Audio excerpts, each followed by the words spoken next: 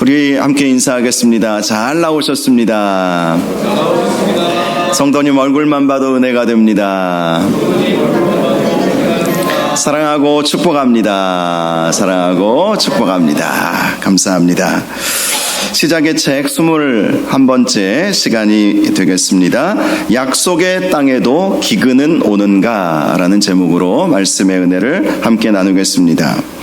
닭과 독수리는 위험 앞에서 전혀 다른 반응을 보인다고 합니다. 예를 들어서 폭풍이 몰려오면 닭은 몸을 날개에 묻은 채 숨을 곳을 찾아다닌다고 합니다. 그러나 독수리는 거대한 날개를 활짝 펴니다. 그리고 태풍에 몸을 싣고 유유히 날아올라 안전지대로 향한다는 것입니다. 인생의 폭풍을 만날 때에 사람도 두 유형으로 나뉘어집니다. 고통스러운 일, 억울한 일, 괴로운 일이 닥치면 닭처럼 몸을 숨기는 사람이 있는가 하면 그러한 고난을 해결하기 위해서 담대하게 맞서서 날아오르는 독수리와 같은 사람들도 있는 것이죠. 서양 속담에 북풍이 바이킹을 만들었다라는 말이 있습니다. 사나운 바람으로 인해서 조선술, 항해술이 발전하게 되었다는 것입니다. 해발 3,000m의 수목 한계선에서 모진 바람과 추위를 이겨내며 자란 나무는 명품 바이올린을 만들 수 있는 목재가 된다고 하지요. 3월 달에 꽃샘 추위와 강한 바람이 있어야만 겨우내 뿌리에 머물고 있던 양분이 가지까지 올라와서 잎을 내고 꽃을 피울 수가 있다고 합니다. 누에고치는 번데기 시절에 처절한 몸부림이 있어야만 예쁜 건강한 나비로 다시 태어날 수 있는 것입니다. 마찬가지로 우리 인생의 고난은 우리를 더욱 성숙한 삶으로 인도해 줄 때가 많이 있는 것이죠. 오늘 말씀의 제목을 약속의 땅에도 기근은 오는가? 라는 질문의 형식으로 잡아보았습니다. 정답은 무엇이겠습니까? 기근은 온다라는 것이죠. 약속의 땅에도 기근은 반드시 옵니다. 비록 우리가 하나님의 약속의 말씀에 순종하여서 아브라함처럼 갈 바를 알지 못하고 신앙의 여정을 시작했을지라도 얼마든지 기근을 만날 수 있다는 것입니다. 그렇다면 왜 하나님은 약속의 땅에서 기근을 만나게 하실까요? 우리가 하나님의 말씀에 순종하기로 결단하고 신앙의 여정을 시작했다면 좋은 일들만 있다면 얼마나 좋겠습니까? 솔직히 그래도 신앙생활 안 하는 분들이 태반이에요.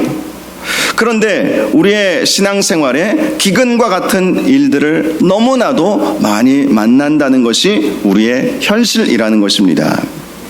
전에 섬겼던 교회에서 세 가족 중에 참 열심을 내시고 잘 나오시는 분이 계셨는데 어느 날 갑자기 안 보이는 거예요. 그래서 신방을 가보게 되었습니다. 그런데 그분이 하시는 말씀이 자기가 이런 종교 저런 종교 많이 다녀보았는데 그래도 기독교가 좋을 것 같아서 오랜 숙고의 시간 끝에 교회에 다니기로 마음을 먹고 교회에 오게 되었다는 것입니다. 그런데 교회에 다니기 시작하면서 안 좋은 일들이 계속해서 일어난다는 거예요. 길을 가다가 넘어져서 다리를 기부스를 해야 하는 일이 있었고, 또 그렇게 친하게 지냈던 어떤 친구와 관계가 틀어져서 원수처럼 되어버리는 일도 있었다는 것입니다. 적어도 교회에 오는 그 길에는 안전하게 와야 되는데 교회 택시를 잡고 타고 왔는데 그 택시가 교통사고가 나버린 거예요. 그러면서 스스로 생각한 것이죠. 나는 교회 다닐 팔자가 아니구나. 그러면서 교회를 안 나오게 되었다는 것입니다. 그런데요, 교회 안 나오니까 모든 일들이 잘 되더래요. 그래서 안 나오기로 마음먹었다는 거예요.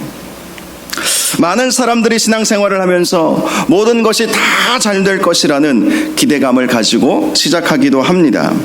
그런데 막상 신앙생활을 시작하게 되면 예기치 않는 고난을 당할 때가 많이 있죠.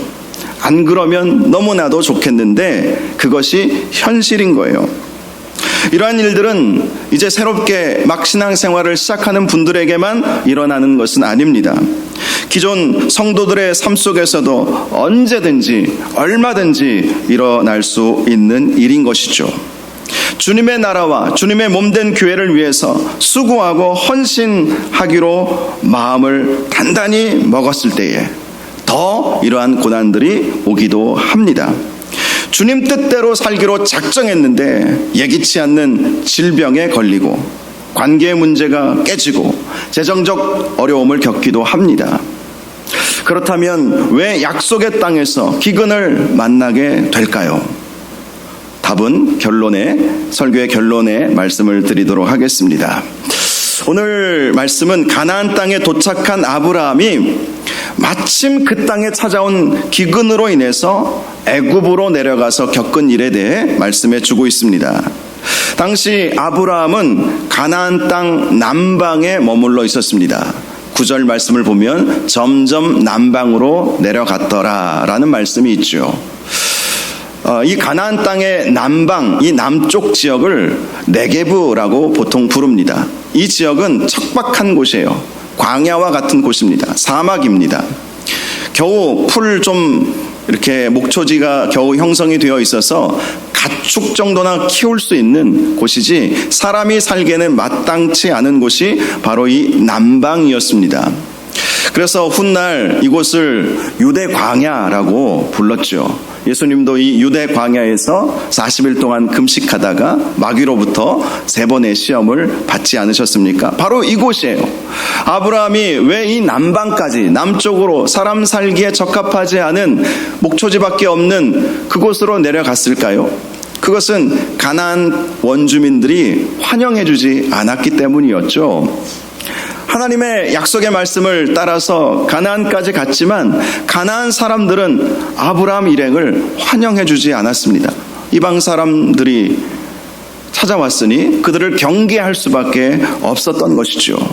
그래서 남쪽으로 겨우 광야에 장막을 치면서 거주할 수 있었던 것이죠. 그곳에서 가축을 키우면서 시간을 보내고 있었던 것입니다. 그런데 그런 상황 속에서 극심한 가뭄까지 오게 되었던 것이죠. 극심한 가뭄은 사람을 굉장히 힘들게 합니다. 그래서 이 가뭄은 기근으로 연결이 되지요. 비가 내리지 않으니 먹을 것이 없어서 배고픔과 굶주림으로 연결될 수밖에 없는 것입니다. 결국 아브라함은 극심한 가뭄과 기근을 피해서 애굽으로 내려갈 수밖에 없게 되었던 것입니다. 오늘 본문 10절을 보면 아브라함이 애굽으로 간 것은 거류하기 위해서라고 말씀을 하고 있습니다. 거류하다라고 하는 것은 잠시 머물기 위해서 갔다는 거예요. 즉 아브라함이 애굽으로 간 이유는 가나안 땅에 찾아온 가뭄을 피해서 잠시 동안 머물기 위해서 애굽으로 간 것입니다. 애굽은 나일강을 끼고 발달한 나라였기 때문에 어지간한 가뭄에도 견딜 수 있는 나라였죠. 아브라함도 그 사실을 알고 있었기 때문에 가뭄을 피해서 애굽으로 내려갈 수밖에 없었던 것입니다. 그것도 영구적으로 정착하기 위해서 애굽으로 간 것이 아니라 가뭄을 피하는 그 잠시의 기간 동안만 가기 위해서 애굽으로 가게 된 것이죠. 그러므로 아브라함이 애굽으로 내려간 것 자체에 대해서는 큰 문제는 없어 보입니다. 문제가 되는 것은 아브라함이 애굽에서 한 행동이었습니다. 그는 그의 아내를 참으로 사랑한 것처럼 보입니다. 그러나 실제적으로는 자기만 알았던 사람이라는 것이 그 다음 말씀을 통해서 발견이 되는 것이죠. 당시 아브라함의 나이가 75세가 넘은 상황이었죠. 그의 아내의 나이는 65세가 넘은 상황이었습니다. 적어도 60대 후반 정도로 보이죠. 왜냐하면 아브라함이 75세에 하란 땅을 떠나서 가나안 땅으로 갔으니까 하란에서 가나안 땅까지 얼마나 걸렸는지는 모르지만 최소 6개월, 2개월에서 6개월, 1년까지도 걸렸을 수도 있고요. 그리고 세겜과 베델을 거쳐서 남방까지 이렇게 내려가게 되었으므로 좋게 2-3년은 지났다라고 볼 수 있을 것입니다. 즉 아브라함 나이는 70대 후반, 사라의 나이는 60대 후반이라고 볼 수 있지요. 그런데 11절을 보면 아브라함이 사라에게 이런 말을 합니다. 내가 알기에 그대는 아리따운 여인이라. 내가 알기에 라고 하는 것은 자기 눈에 그렇게 보인다는 것이죠. 어떻게요? 아리답게 보인다. 우리 70 다 되신 또 70이 넘으신 분들 아내를 바라보시면서 이렇게 아리답게 보이십니까? 아멘이 없으세요 어째? 이게 보여야 정상이죠. 아무리 아내가 나이가 들어가도 아리답게 보이는 것이 사실은 정상이고 아브라함도 아내를 그만큼 사랑했던 것이죠. 이것은 아브라함의 눈에만 그렇게 보인 것은 아니었습니다. 14절을 보면 애굽 사람들도 사라의 심히 아리따움을 보았다. 이렇게 말씀을 하고 있기 때문이죠. 이 사라는 당시 굉장히 동안이었던 것으로 보입니다. 나이가 70이 다 되었을지라도. 물론 당시 평균 수명은 오늘날과 다르죠. 한 20-30세까지 당시 살았기 때문에 오늘날보다는 조금 더 젊었다라고 이렇게 볼 수 있겠죠. 자, 그렇다면 애굽 사람들은 왜 이 사라를 아리답게 보았을까? 물론 사라가 동안이고 정말 아리따운 모습을 가지고 있었을 수도 분명히 있습니다. 그런데 이런 생각을 저는 해보았습니다. 당시 애굽 사람들은 약간의 흑인 계열이었거든요. 물론 고고학자들의 발굴에 의하면 또 피라미드의 그 그림과 같은 내용들을 보면 다인종 사회였다는 사실은 우리가 알 수 있습니다. 그런데 적어도 귀족들, 왕족들은 대부분 이 아프리카 본토 흑인 출신들이 많았거든요. 그런 관점에서 메소포타미아라고 하는 이 셈족 계열의 여인이 이집트까지 온 거예요. 그러니 그들 눈에는 피부도 하얗죠. 눈 색깔도 파랗죠. 그리고 정말 머리카락도 갈색 머리 얼마나 아름답게 보였겠습니까? 나이를 떠나서 애굽 사람들도 사라를 보면 정말 참 아름답고 참 희한하고 신기한 여인이 왔구나 이렇게 이제 볼 수밖에 없지 않았을까? 이것은 제 생각입니다. 물론 사라가 정말 아름다운 여인이었을 수도 있고 당시 출산하기 전이었기 때문에 정말 상상외로 아름다운 여인이었을 가능성이 아주 크죠. 자, 그런데 그 다음 아브라함의 행동이 반전입니다. 당신이 너무 아름다워서 내가 너무 즐겁고 행복하다라는 말이 나오는 것이 아니라 애굽 사람들이 당신의 아름다움을 보고 당신을 차지하기 위해서 나를 죽일 수도 있으니 다른 사람들에게 당신은 나의 누이 동생이라고 그렇게 말을 해달라고 부탁을 하는 것입니다. 그래야 자기가 안전하게 될 것이고 목숨을 보존할 수 있게 된다는 것이죠. 세상에 이렇게 못 믿을 남편이 어디 있겠습니까? 그 살기 좋은 하란 땅을 떠나서 가나안 땅까지 사라는 묵묵히 쫓아왔습니다. 그리고 지금 가뭄을 피해서 애굽 땅까지 아무 소리 안 하고 묵묵히 따라와 주었는데 이제 와서 혹시 다른 사람들이 당신과 나의 관계에 대해서 물어보면 저 사람은 나의 오라버니입니다. 그렇게 말하라고 하니 이거 믿을 남편이 못 되는 것 아니겠습니까? 지금 아브라함은 자기 목숨 살고자 자기 아내를 동생이라고 말하도록 시켰던 것입니다. 결국 아브라함의 우려대로 애굽 사람들은 사라에 대한 관심을 갖게 되었고 그 소문이 애굽의 고관들을 거쳐서 바로 왕까지에게도 들리게 되었습니다.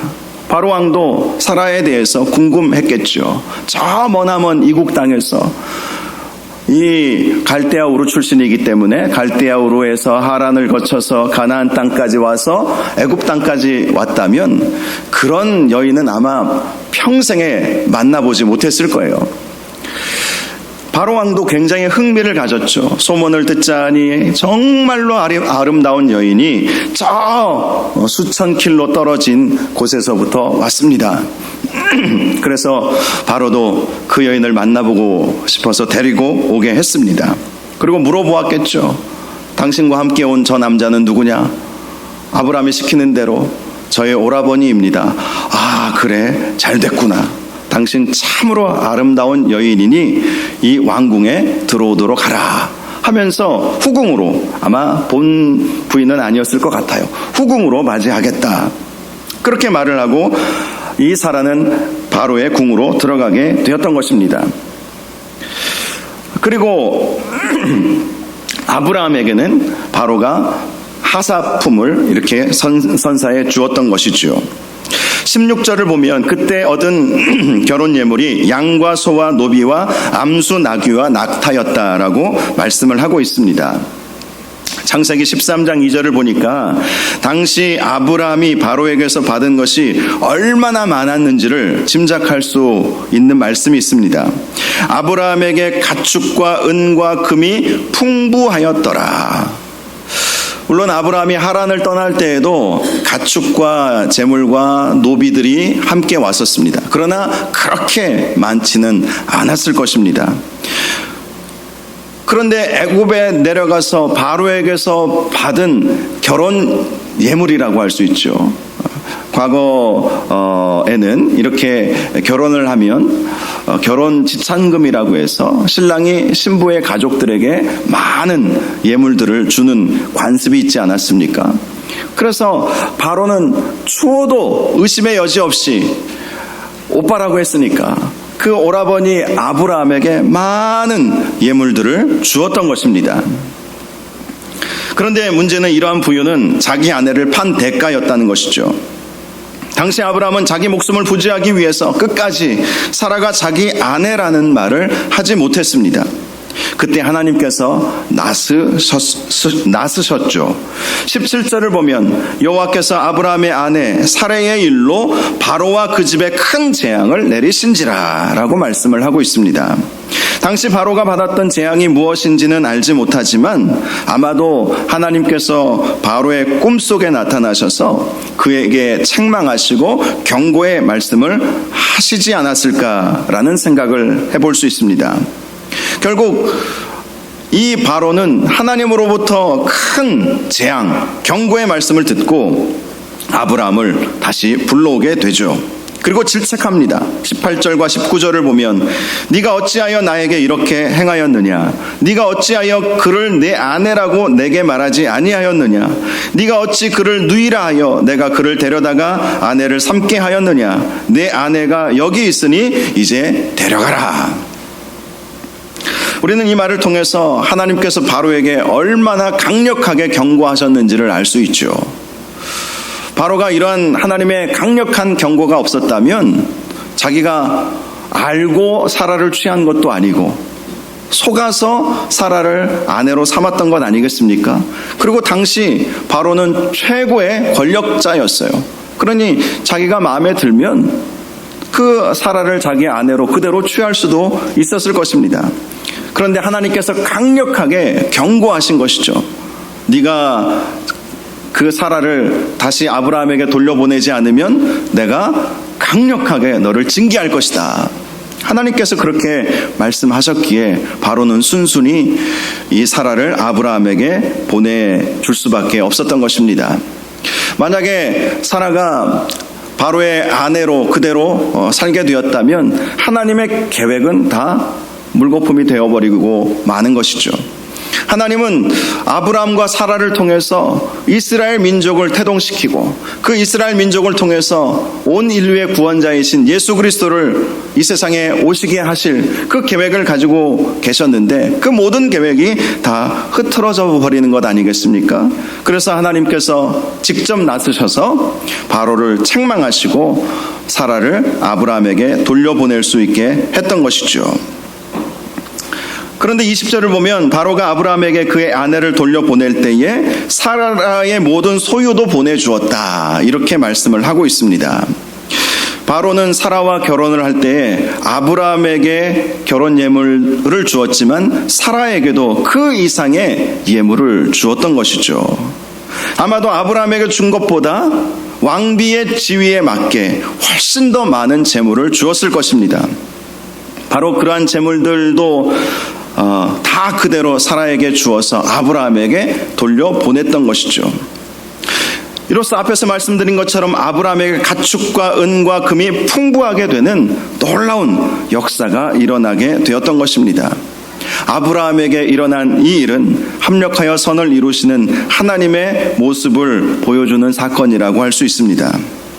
아브라함이 애굽으로 내려가서 그의 불안함으로 인해서 아내를 누이 동생이라고 속였고, 그로 인해서 아내를 빼앗길 뻔했지만 하나님께서 간섭하셔서 아내를 빼앗기지도 않게 하시고 아브라함의 목숨도 지켜주시고 이전보다 더 풍부한 가축과 재물을 소유할 수 있게 해 주셨던 것입니다. 이것은 우연히 일어난 일이 아니었습니다. 하나님께서 역사하신 것이었습니다.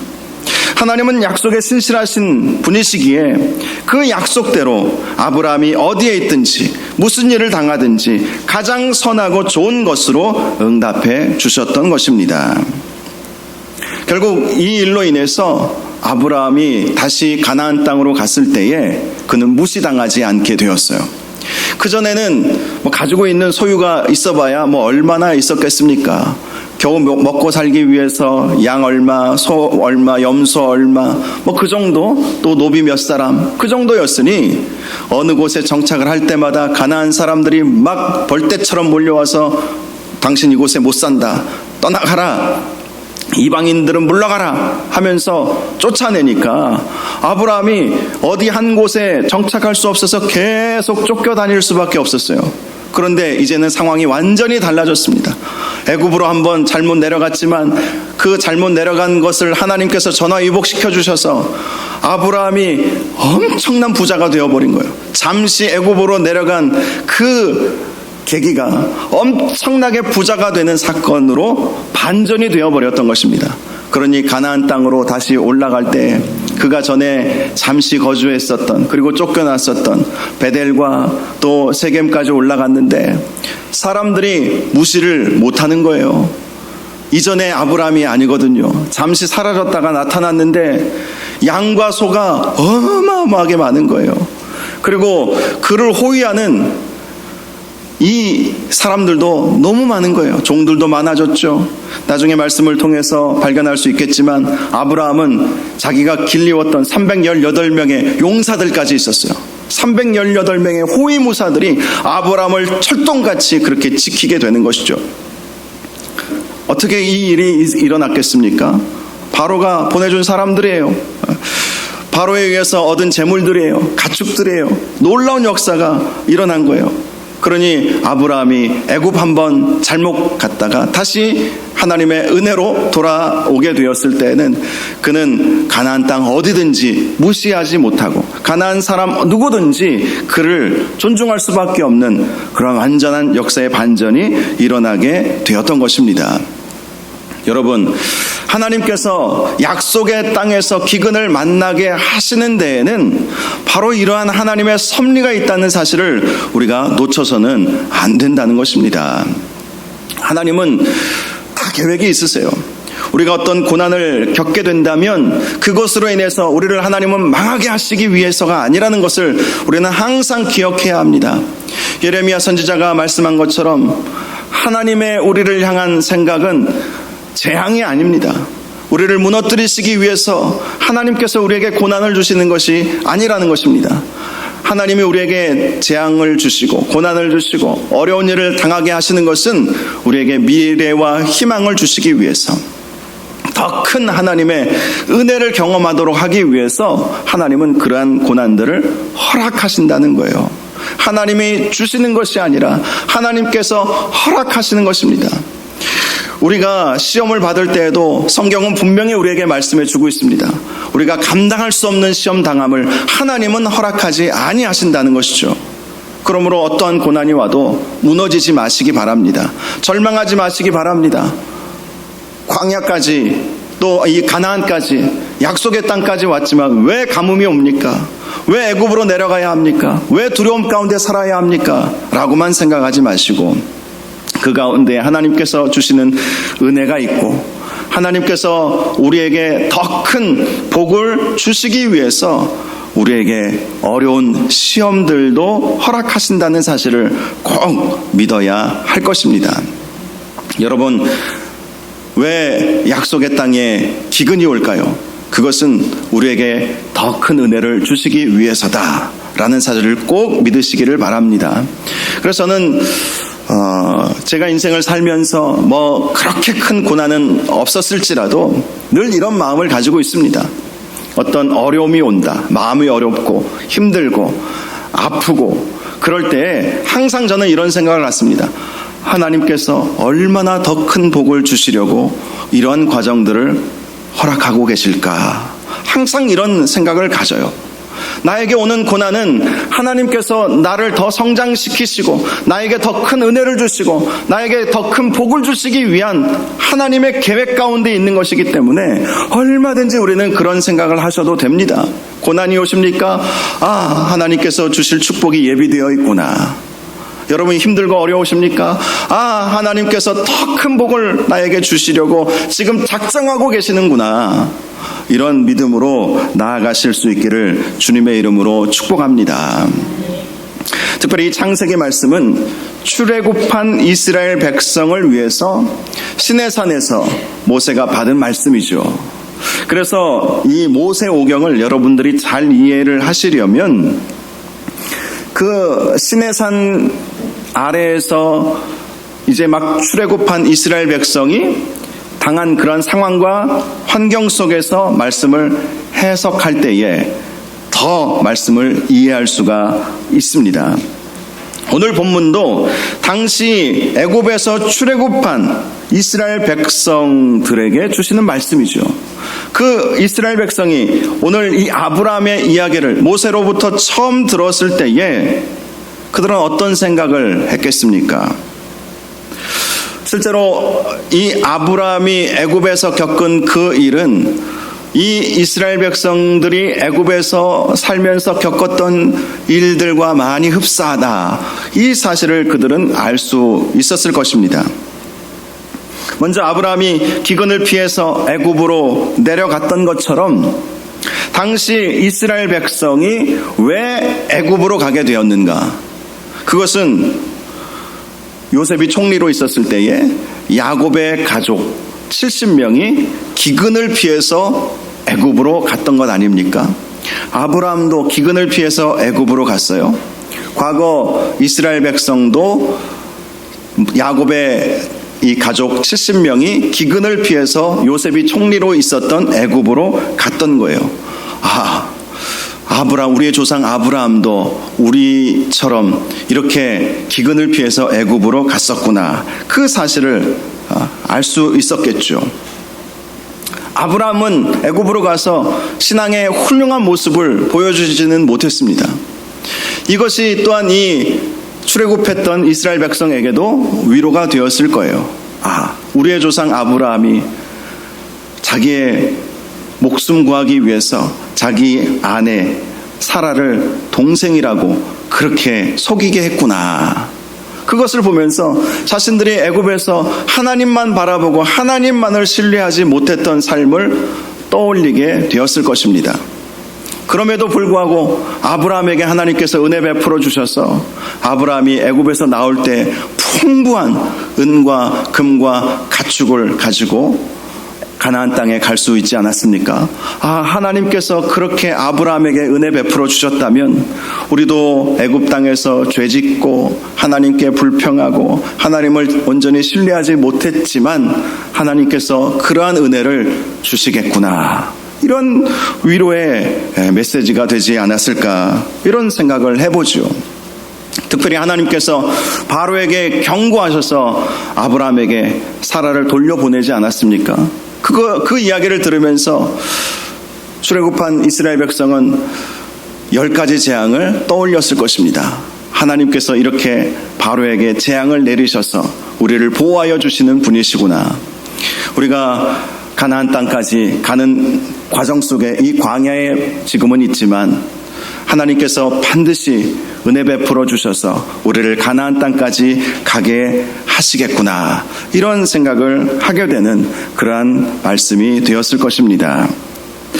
사랑하는 여러분, 우리가 인생을 살아가면서 여러 가지 어려움을 만날 때에 우리의 마음을 바꾸어서 늘 생각하시길 바랍니다. 아무리 힘들고 어려운 상황을 만난다 할지라도 하나님께서는 그 가운데 우리를 살리실 계획을 가지고 계시고 우리를 회복시키실 계획을 가지고 계시다는 사실을 여러분 꼭 믿으시기를 바랍니다. 이것을 놓쳐서는 안 되는 거예요. 아브라함 이야기가 바로 그것을 보여줍니다. 아브라함이 잘한 거 하나도 없어요. 애굽 땅 내려간 것까지야 어떻게 하겠습니까? 기근과 가뭄 때문에 애굽 땅까지 간 것이야 누가 뭐라고 할 수 있겠습니까? 그런데 애굽 땅에서 그는 믿음의 모습을 보이지 못했어요. 그럼에도 불구하고 하나님은 아브라함에게 은혜 베풀어 주셔서 사라를 빼앗기지 않게 하시고 오히려 더 놀라운 부자가 되어서 그렇게 가나안 땅으로 다시 돌아갈 수 있게 하신 것 아니겠습니까? 우리 하나님은 합력하여 선을 이루시는 하나님이심을 믿으시기를 바랍니다. 고난의 과정은 비록 우리에게 고통스러운 것이기는 하지만 그 고난의 과정을 통해서 우리는 좋은 무화과가 됩니다. 지난 금요일에 말씀드린 것처럼 하나님께서 왜 유다를 바벨론에 의해 멸망시키시고 그 유다 백성을 바벨론 포로로 끌려가게 하셨을까? 하나님께서 예레미야 선지자에게 말씀하여 주신 것은 좋은 무화과 만들기 위해서였다라는 것이었습니다. 좋은 무화과가 되기 위해서 유다 백성들에게 바벨론 포로로 끌려가는 시련을 주셨다고 분명히 말씀을 하셨던 것입니다. 좋은 무화과 만들기 위해서 그러한 시련의 과정이 필요했다는 것이죠. 실제로 여러분, 유다 백성이 바벨론 포로로 끌려갔을 때 그제서야 유다 백성은 하나님을 찾기 시작합니다. 말씀으로 돌아가기 시작해요. 말씀을 소중하게 여기기 시작합니다. 그래서 바벨론 포로 기간에 구약 성경이 집대성되었어요. 구약 39권의 성경책이 과연 언제 성경책으로 공인을 받고 이스라엘 백성이 이 말씀을 그대로 묵상하고 암송하고 따르고, 여러분, 이 바리새인들, 예수님 시대의 바리새인들이 예수님과 마찰을 일으켜서 문제가 되기는 했지만 이 바리새인들이 언제부터 생겨났냐면 바로 이 바벨론 포로기에서부터 생겨난 거예요. 말씀으로 돌아가자, 말씀대로 살자. 그래서 바리새인들이 이렇게 생겨나게 되었던 것이죠. 물론 이들이 나중에 시간이 흐르면서 형식적으로 변질되어서 문제가 되었지, 처음 시작은 굉장히 순수한 의도로 하나님 말씀으로 돌아가자, 하나님을 찾아야 우리 민족이 살아난다 라는 생각으로 이렇게 바리새인들이 생겨나게 된 것이죠. 여러분, 회당이 언제 세워진지를 아십니까? 바로 이 바벨론 포로기에 회당이 세워진 거예요. 유대인들은 그들이 머무는 곳곳마다 성인 10사람만 있으면 회당을 만들었어요. 회당의 목적이 무엇이었습니까? 기도하고 말씀 공부하고, 그렇게 하기 위해서 유대인 공동체 안에는 항상 성인 10명만 넘으면 이렇게 회당을 세운 거예요. 그전에는 성전에 가지도 않고 거들떠보지도 않고 예배도 안 드렸던, 제사도 안 드렸던 그 사람들이 고난이 오니까 회당을 짓고 함께 모여서 말씀 공부하고 함께 하나님을 찬양하고 예배하기를 시작한 거예요. 그리고 하나님 말씀으로 돌아가자 하면서 말씀 운동을 일으키게 되었던 것입니다. 그러니 하나님의 계획대로 된 것이 분명하지 않습니까? 바벨론 포로로 끌려가는 아픔이 그들에게 있었지만 그들은 그 아픔 속에서도 좋은 무화과가 되었던 것입니다. 아브라함도 애굽으로 내려가는 그 과정 속에서 얼마나 마음이 불안하고 힘들었겠습니까? 그는 실수도 했습니다. 그러나 그러한 상황 속에서 하나님은 아브라함에게 선하게 역사하셔서 아브라함이 무시하지 못할 그러한 거부가 될 수 있도록 만들어 주셨던 것이고, 또 하나님의 신실하신 그 약속을 그대로 이루시기 위해서 사라를 빼앗기지 않도록 그렇게 만들어 주셨던 것입니다. 사랑하는 여러분, 우리 하나님은 바로 약속에 신실하신 하나님이시고 합력하여 선을 이루시는 하나님이심을 믿으시기를 주님의 이름으로 축원합니다. 아무리 힘들고 어려운 상황이 와도 약속의 땅에서 기근을 만난다 할지라도 절망하지 마시고 더 크고 더 놀라운 일을 능히 하실 하나님이 나의 하나님이시라는 사실을 믿고 오직 하나님만 신뢰하시는 저와 여러분들 되시기를 주님의 이름으로 축원합니다. 이 시간 우리 함께 찬양하기를 원합니다. 세상 흔들리고 사람들은 변하여도 나는 주를 섬기리. 이 찬양의 후렴을 보면 오직 믿음으로 내가 살리라 이렇게 고백을 하고 있습니다. 우리 찬양 부르면서 우리의 믿음을 다시 한번 점검해 보시고 다시 한번 우리 주님께 주여 나의 연약한 믿음을 붙잡아 주셔서 믿음으로 살아가게 하여 주시옵소서. 이런 결단과 고백의 찬양이 될 수 있기를 바랍니다. 우리 함께 찬양하겠습니다.